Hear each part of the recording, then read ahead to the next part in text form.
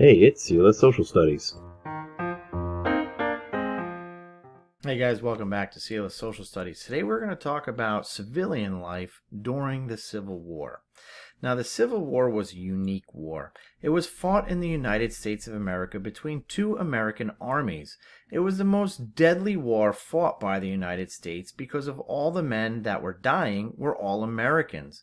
Over 620,000 soldiers died during the war, with another 300,000 wounded in battle. It was not only the poor or the landless American men who fought in the war. The war effort involved all levels of society. Women and males too young or too old for military service worked in factories and farms. There needed to be a continuous supply of weapons and food rations to keep the soldiers armed and fed. Women were the backbone of civilian life. On farms, they performed daily chores usually done by the men. Women took care of the homestead while their husbands were off fighting the war. Some women went above and beyond that. Union volunteer Clara Barton organized the collection of medicine and supplies for delivery to the battlefield. Barton continued this relief effort when she created the Red Cross, an organization created to help those in need. Confederate women also made huge strides during the war. In the South, Sally Louisa Tompkins established a small hospital that became a major army hospital. Life was difficult for soldiers and civilians alike. There were many reasons why so many men died during the Civil War. The war between the Union and Confederacy was fought using ancient battlefield formations, replicating the Roman army. They would line up shoulder to shoulder in rows and fight.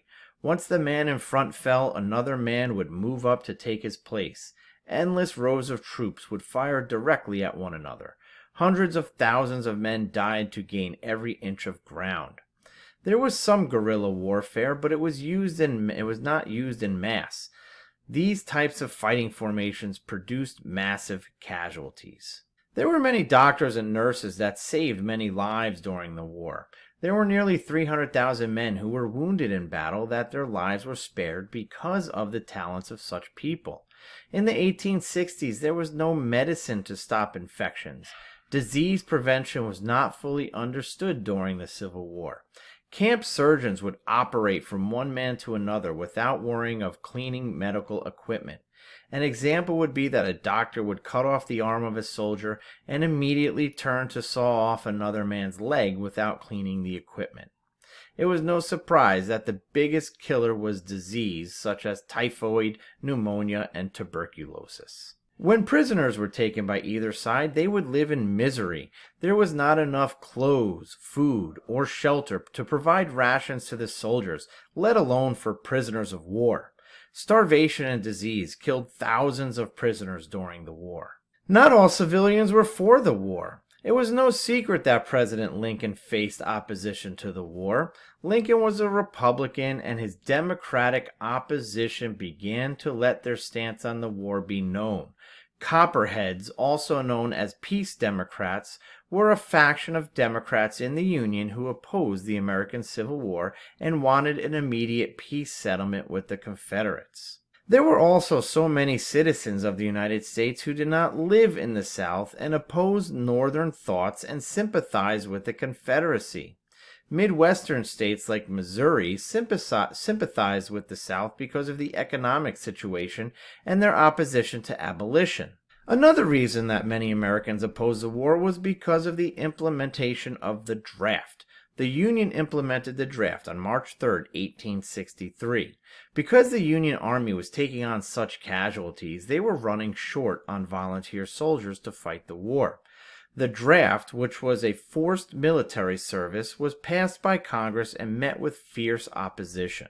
Men were able to buy their way out of service for $300. That type of money was a full year's salary for unskilled factory workers.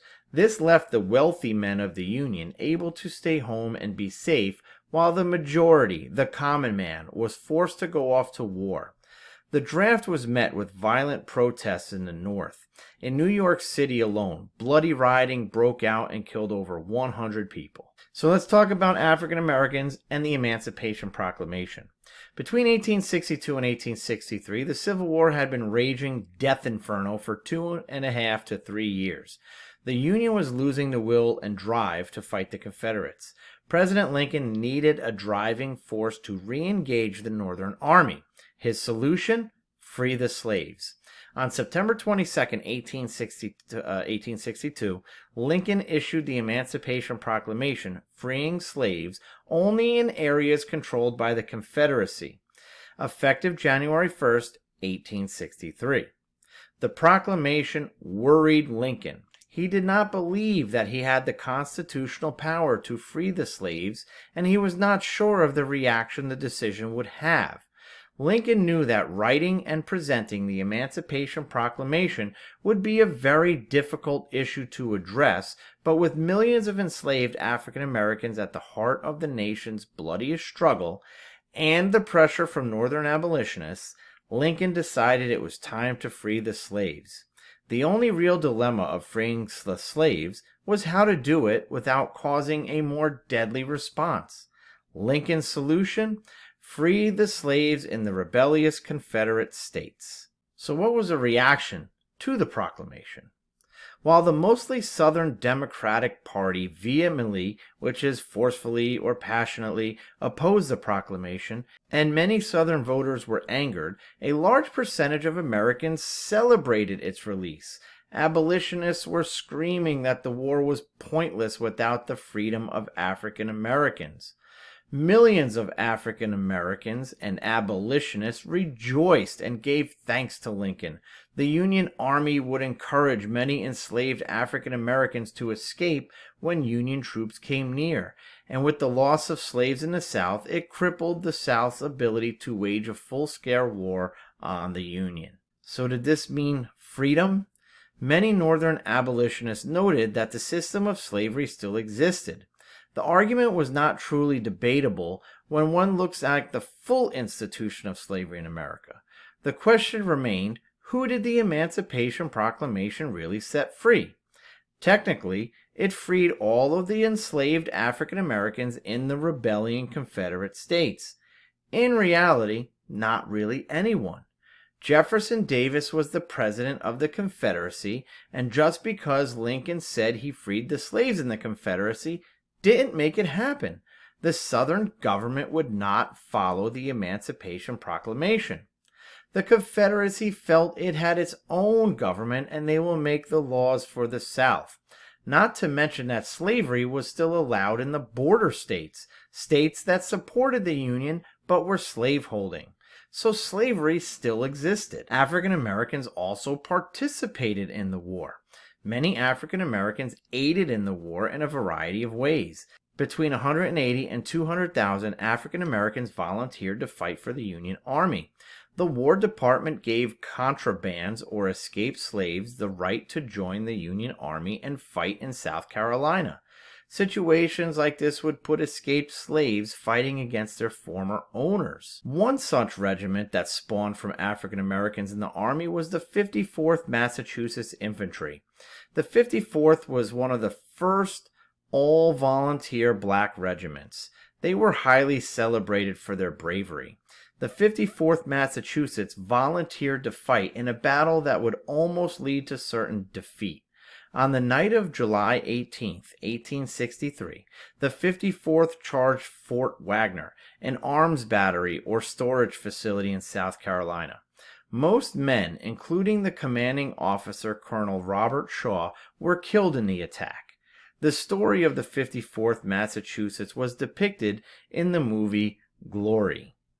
So you have to know, you have to see that daily life in the United States during the Civil War was tough. There was a lot of agreements and disagreements on both sides. A lot of decisions that had to be made in order for the war to become successful for the Union Army.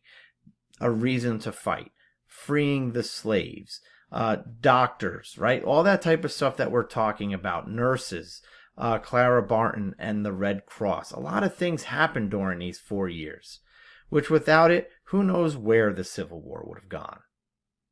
I'll see you next time.